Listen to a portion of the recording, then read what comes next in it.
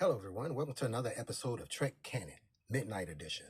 There's literally been hundreds of worlds explored in Star Trek canon, worlds ranging from the icy, cold, frigid landscapes of Andor to the pleasure planets of Risa to planets where anything you think of could come true, like the Shore Leave planet, to even planets that's terrible, like Vadia or the Demon worlds, all kinds of worlds. But have you ever stopped to consider which one of those planets you would just is just a terrible, horrible, just nightmare world to actually exist in? And in this particular midnight edition, and glad to be back to doing the midnight edition, I'm gonna explore a planet that, to me, ever since I seen the episode, has always been a world that terrified me. The name of that planet is Gideon.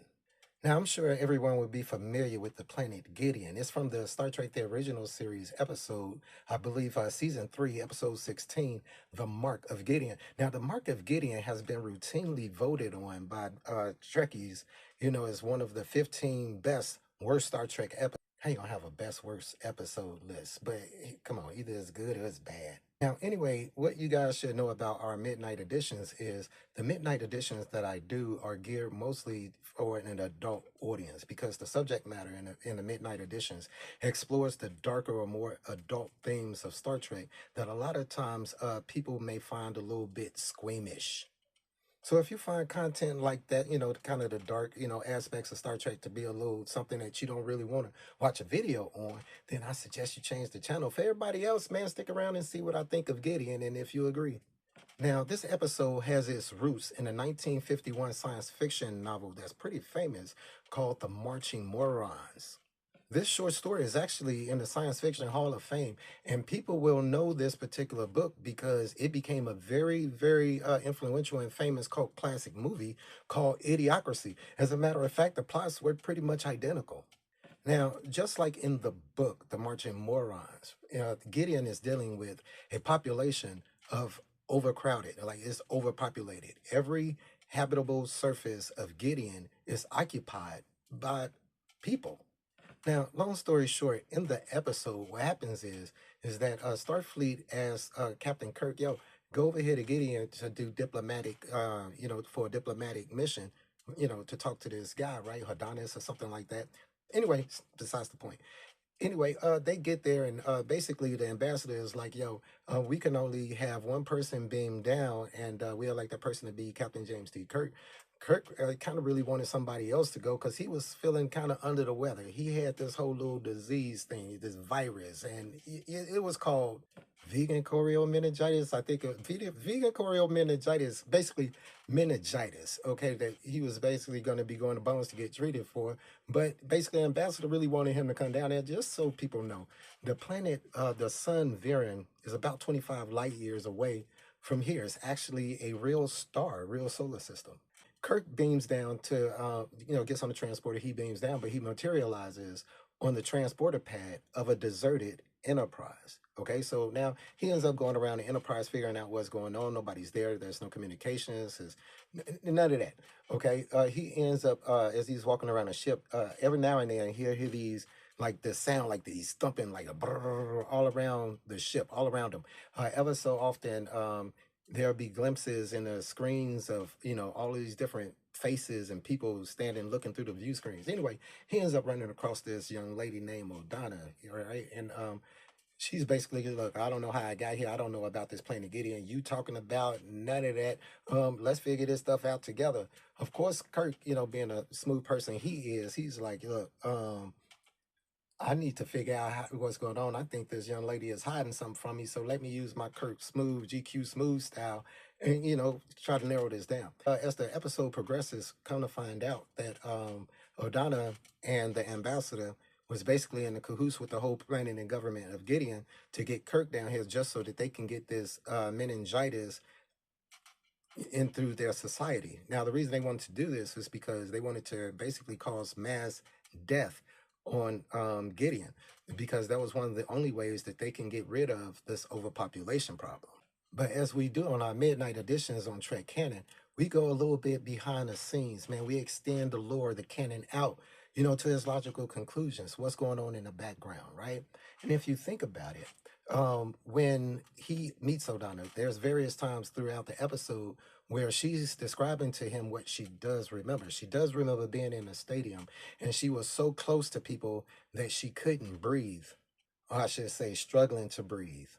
Come to find out, death on Gideon is rare, and being alone or having a moment of privacy was a dream come true. Now, the thing is, Adana seems to be the first volunteer for this particular process. And when I say process, becoming a vector to go out into space, get these particular viruses that are deadly, come back to Gideon and become vectors amongst their society, causing even more death, right? So just think about that for a second. A lot of people are asked the obvious questions, man. Why didn't the Gideons invest in sterilization? Because they were a technologically advanced society. And the thing is, because if they sterilize their citizens, you have to understand that the Gideons have an almost Wolverine type healing factor. So any type of adjustments that they did to their body would be healed and it would go back to the way it was. All right, why don't they use contraceptives and all that kind of stuff? And here's the thing, this is what they said in the episode, that the Gideons would be against that particular type of thing. I don't know if it was for religious reasons or whatever. But one would have to assume that whatever reason that it was that they rejected those things right there, being in the situation that they were in was less of an issue than a belief structure that they had. Now, the thing is that people who see Odana do this, right, become a vector so that they can basically create space for their people. These people became, people like Odana created or inspired others to do the same thing, just like I was saying. That's kind of messed up.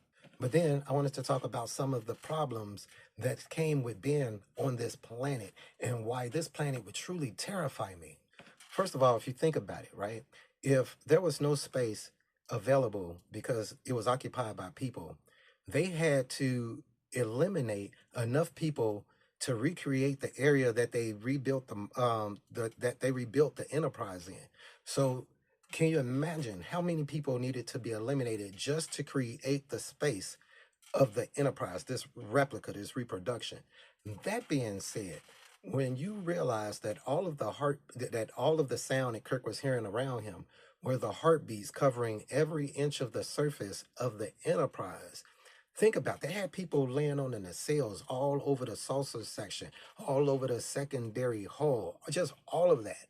That being said, can you imagine how many people had to be eliminated just from people losing their mind, from being claustrophobic or stuck in the same spot?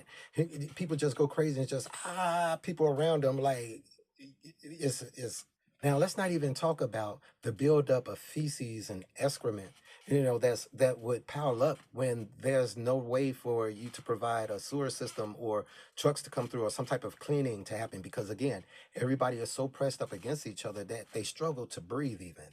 Let's not even talk about the little things like sex, love making, having a conversation with somebody, any type of privacy. The concept of privacy is alien.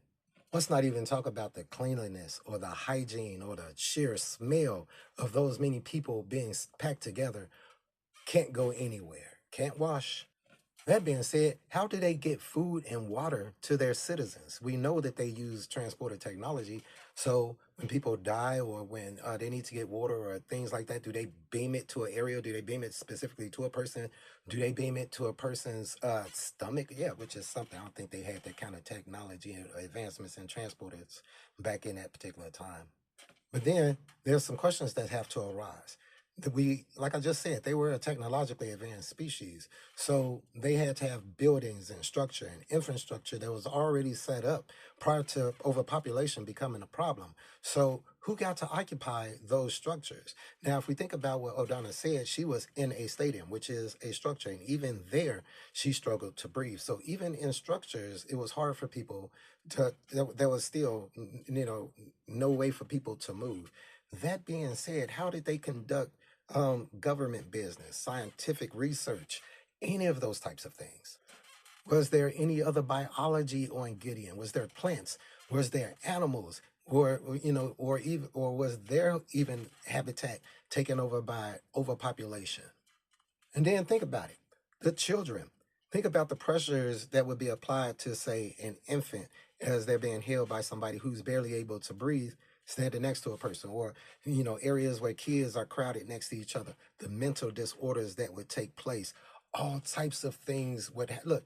Gideon just truly terrifies me. That being said, there has to be some type of way that people earn privateness or gain privateness. Maybe it's through a certain level, certain class. Maybe it's through a certain position. Maybe it's through money. But that being said, how do people work? Like because of space, because of movement, standing for the rest of your life. Like that would be no means of vehicles or anything like that. You would literally have to transport. But then, like, how do they service people on the inside? Like the the amount of dead around you, like being on Gideon to me during that time in Star Trek would be a living hell. And every time I think about Gideon, I say to myself, out of all the planets that would hate to find myself on, I think Gideon would definitely it would take the cake by far in Star Trek. And I didn't get into the even more darker aspects of it, like all the different types of assault that could happen.